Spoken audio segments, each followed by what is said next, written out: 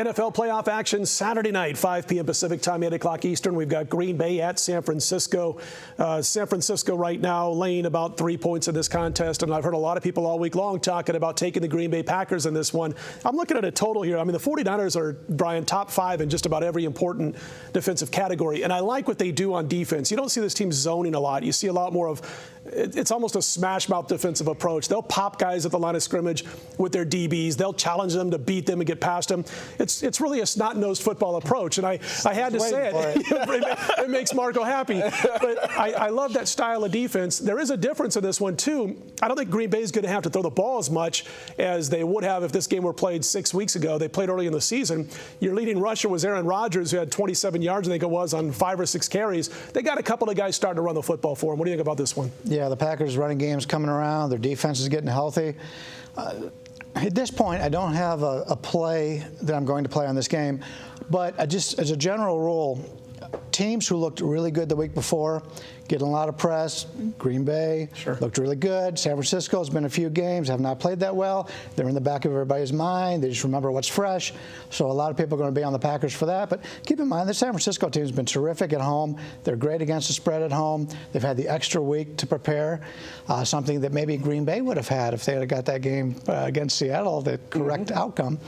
But I haven't decided on what I'm going to do in this game. But keep in mind, usually what is fresh in everybody's mind, I usually try to go against it because there's no value in it. That's why, I like to make lines for these games 2 weeks in advance, because it keeps you off that one game. If one team has a bust-out game or a horrible game off the norm, you stay away from that influence. But looking at this one, I wanted to ask you, Marco, it's Colin Kaepernick for Alex Smith.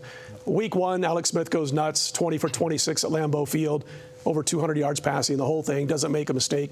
What do you think about Colin Kaepernick over Alex Smith in this one? I know he gives you an added dimension in that he can run the ball. Alex Smith is no stiff, by the way, in the pocket. If you get a good sack, a good pass rush on Alex Smith, he can tend to break out of that and make a play. He doesn't have the kind of ability that Kaepernick has to turn a potential sack into a 30, 40-yard gain. But again, does this bother you at all? Is this a different mindset you have approaching this game, that if Alex Smith, a proven playoff quarterback, was under center rather than Kaepernick? Oh, absolutely. And it's part of my handicap in this game. I'm like you, as far as the game goes, I'm up in the air yet. I haven't formulated a definitive play if I'm going to take the favorite or the dog. But looking at the total, I do. And part of it is, I think Kaepernick, this is his first playoff game. He's got to have some butterflies. This kid, he's done everything that they've asked of him, but he has had a couple games where he's made some mental mistakes. And I go back to that St. Louis game. So they're going to keep things a little bit more conservative. I look at this game, and I think people are going to look at the here and now, like you said. And if you look at San Francisco, the most recent games, 2 of their last 3 games, they gave up a ton of points. They're going to look at the first meeting in this game. It was a 30-22 game, a lot of points.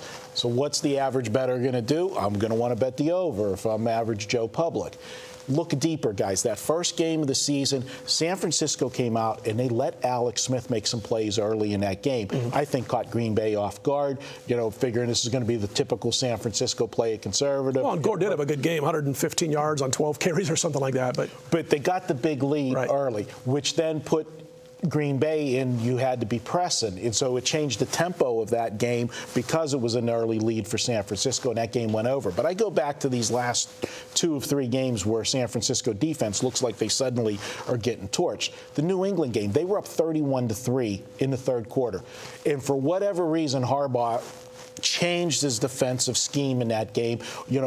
Backed off, went zone, conservative. And they let them score a lot of points, and it snowballed. Once you give an opening to a team like New England, they scored a ton of points. Then the next week, they had to play back-to-back road games, and off of such a big win Sunday night, even though the next week actually was a bigger game for them because it was a division rival, Seattle.